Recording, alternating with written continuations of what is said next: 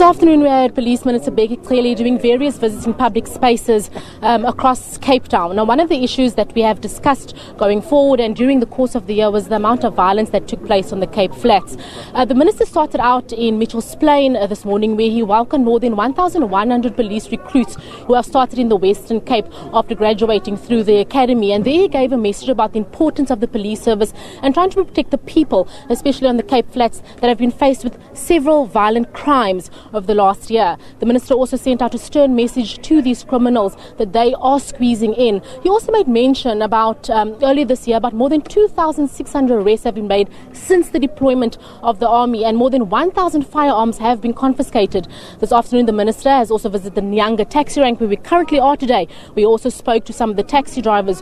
We do know in the Western Cape alone more than 360 people have been arrested. More than 100 of those have been for drunk driving. These are all part of the engagements that the Minister has done today. Today we've got the Police Minister Bheki Cele who will be telling us more.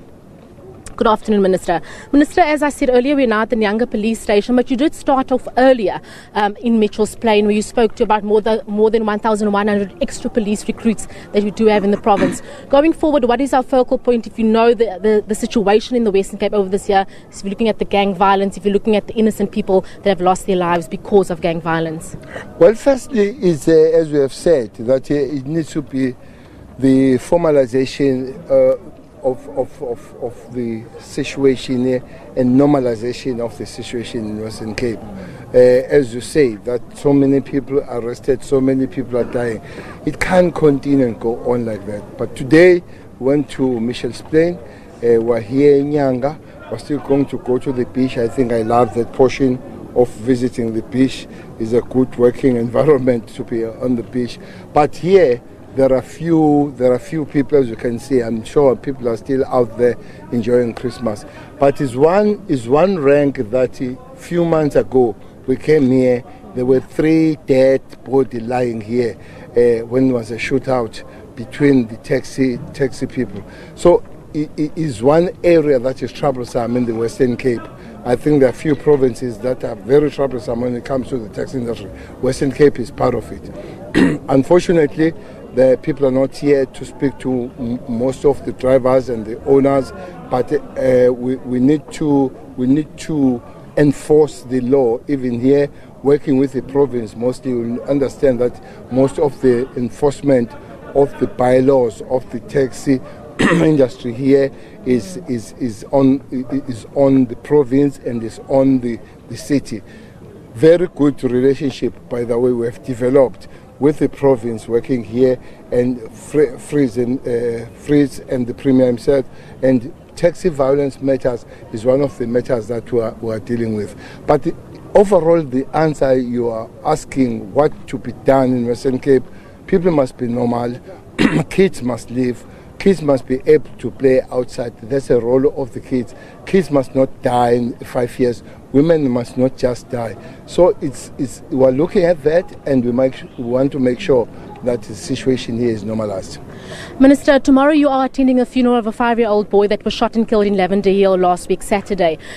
Earlier this month, you were also in Mitchell's Plain, also about a 10-year-old who was shot in alleged gang crossfire. What are the concerns going forward, and what are we hoping to achieve by the additional manpower? And do you think you are turning the tide even with the deployment of the army in the Western Cape?